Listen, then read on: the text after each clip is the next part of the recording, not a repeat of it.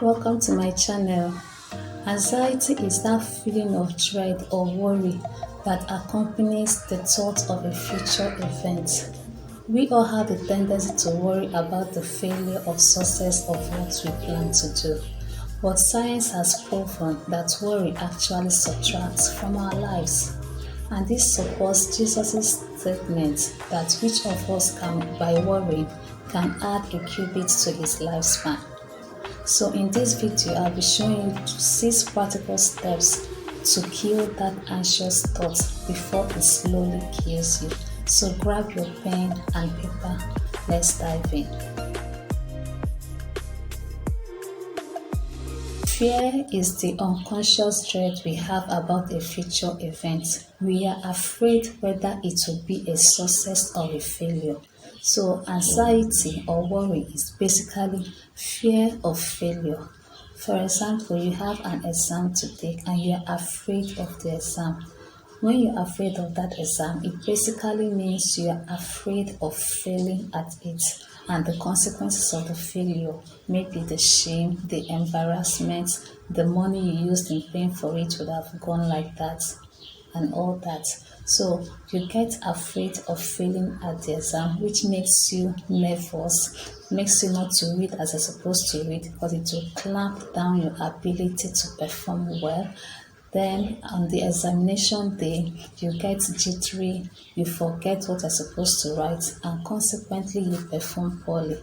No wonder sometimes when we come out from the exam hall, we remember what we should have written, but anxiety made us to forget it and made us not to perform at our best. So worry actually subtracts from our lives. It causes headache, heart palpitation, high blood pressure, stress, and all that. No wonder Jesus said, do not worry, do not worry, do not worry about anything. St. Paul said, by prayer and supplication, make your request known unto God. So in order for us to perform at our optimum, I'm going to give us 6 practical steps which will help you to kill any anxious thoughts that comes up in your life. First step to killing that anxious thoughts is to get hold of your thoughts. Write down what you are thinking of. If you notice, worry or an anxious thought comes before the event. So if we don't take time to capture that thought, it will become a self-fulfilling prophecy. If you are afraid you will not be able to do something, all the symptoms of worry will come upon you and you find yourself not being able to do that. So the first step is to catch that thought. What are you thinking of? Are you thinking of that exam, or about the school fees, or about the house rent? Write it down. It's usually a future event. The second step is to write down the thoughts you are thinking about it. Thoughts are statements you make to yourself. When you think of the house rent, you could be thinking of, I can't pay this house rent. I don't have money to pay it. What will the landlord say? What will the landlord do? What will people say about me? I am a failure. Those are thoughts. Those are the statements you are making about yourself and about the situation. Write them down. The third step is to write down, how do these thoughts make you feel? How are you feeling about these thoughts? Of course, because they are negative thoughts, they'll make you afraid, they'll make you sad, they'll make you angry, and all that. So those are the emotions these thoughts made you to feel. Number 4, write down the action you are taking based on your thoughts and feelings. With such negative emotions and feelings, it makes you to clamp down. If you're supposed to read very well, you will not be able to read. If you are supposed to have the energy to get up and go, you will just find that you have less energy. You now go to things, some people start to drink, to sleep, to binge watch movies, whatever, so that they'll forget the problem they're supposed to face. So these are the actions you find yourself doing because of the feelings and the thoughts you have about that house rent issue. Once you have written down these four items, you now see why you are not able to achieve much, because it is a cycle. Your thoughts influence your feelings, and your feelings influence your actions. So you end up not achieving much. So once you are able to put it down on paper, you know now what the issue is. The step is to challenge those thoughts. The thoughts are, I can't pay the bills. You have written it down. You now ask yourself, why can't I pay the bills? You give your reasons. Maybe you did not plan well, you did not put enough money aside, or something came and took the money, or whatever the reason could be. Justify your inability to pay the bills. Then, what can I do in order to pay the bills? You now, by asking that question, you have opened up your mind to solutions, to possibilities. Your mind can now start thinking, hey, I can do this, I can tell this person, I can do this to raise the money. So it helps you set up a plan in order to accomplish that goal. If it is as an examination, you can now set up a plan to read or to go for tutorials or whatever that will help you to find solution to that I cannot. So if it is thoughts of failure, you ask yourself, have I been a success before?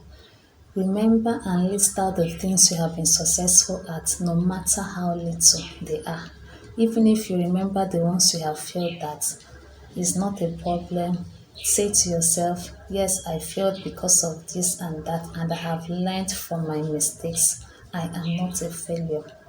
So this number 5 steps helps you to put into plan the things that will help you to achieve success at that future event. And the final step, the 6th step, is to replace the negative thoughts with these new thoughts you have formulated.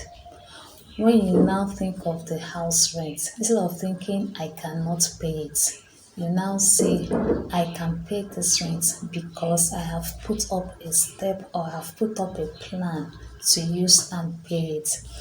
If it's the examination issue, you say, I can pass this exam because I have set up a plan to use and read. I have set up a plan to learn this stuff, so I will pass the exam.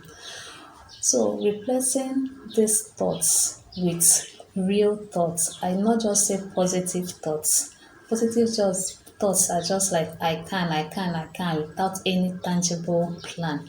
But real thoughts are thoughts you have set up in number 5 that you have really that will resonate with you. You set it up and make a goal, a smart goal, in order to work towards that goal you have set for yourself.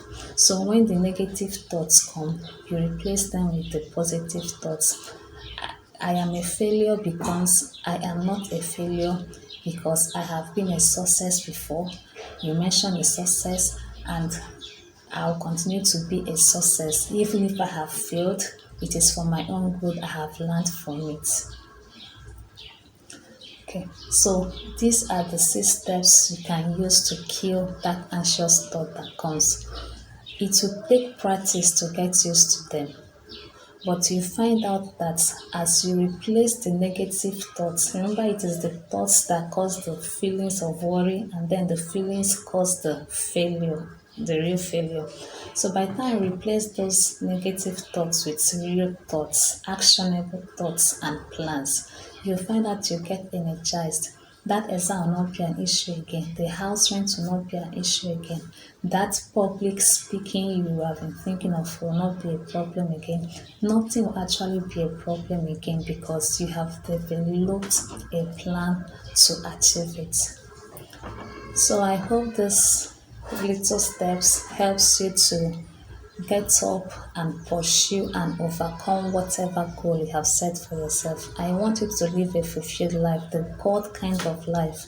God said, don't worry. He knows why He says, do not worry. He knows it will not add anything to you. Science has proven it. It will not add anything to you. So go ahead and use these steps to kill that anxious thought so that you live the abundant and fulfilled life God has in store for you. So if you like this video, if it helped you in any way, please let me see your comments in the comment section and share it to anyone you know that might need it. Do not forget to subscribe. See you in the next video.